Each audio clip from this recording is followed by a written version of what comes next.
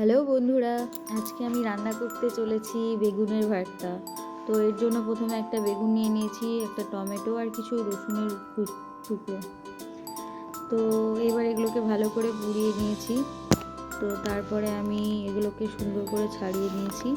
তো একটা প্লেটে রাখা আছে প্রথমে রসুনের কুচি, তারপর পেঁয়াজ আর টমেটো আর বেগুন আর কিছু লঙ্কা কুচি। এবার প্রথমে তেলটা গরম করে লঙ্কা আর জিরে দিয়ে দিলাম। তো তারপরে একটুখানি ভালো নাড়িয়ে এটা হয়ে আসলে কাঁচা লঙ্কা চিরা ওগুলো দিয়ে দিলাম। তারপরে এটা একটু ভাজা ভাজা হয়ে আসলে তো আমি কাঁচা পেঁয়াজ ছেড়ে দিলাম এর মধ্যে। তারপর এখন এটাকে ভালো করে নাড়িয়ে চাড়িয়ে একটু হালকা ভাজা হয়ে আসলে, পুরোপুরি ভাজা হতে হবে না, কিছুটা হালকা ভাজা হয়ে আসলে এর সাথে আমি টমেটোটা মিক্স করব। তো আমি তো অল্প করেছি, কেননা একটাই বেগুন, তোমরা চাইলে বেশিও করতে পারো।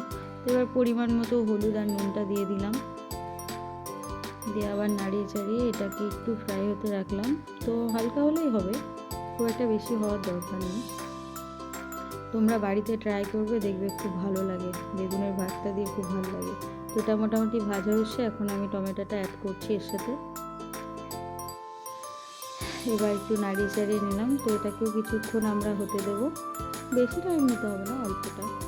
তো তারপরে এর সাথে অ্যাড করব আমরা সেই যে যে বেগুনটা পুড়িয়ে রেখেছিলাম, ওটাকে এখন এর সাথে অ্যাড করব। তো দেখতেই পাচ্ছি মোটামুটি হয়ে এসেছে।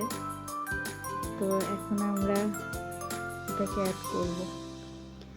আর সারাদিনের টাইমে যেটুকু টাইম পাই, তো এর মধ্যেই শর্টকাট একটু বানিয়ে রাখি।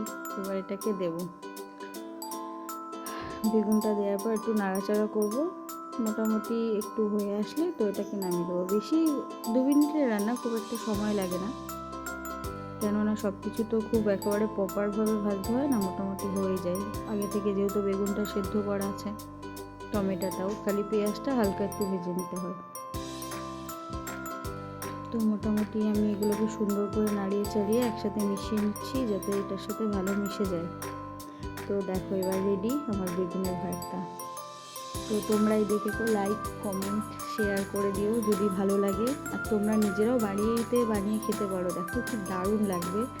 আমার তো খুব পছন্দ। তো আমি পাশের বাড়ির দিদাকেও দিয়েছিলাম, তারও খুব ভালো লেগেছে। আমার কাছে আবার রেসিপিটা শুনে গেল কি করে করতে হয়।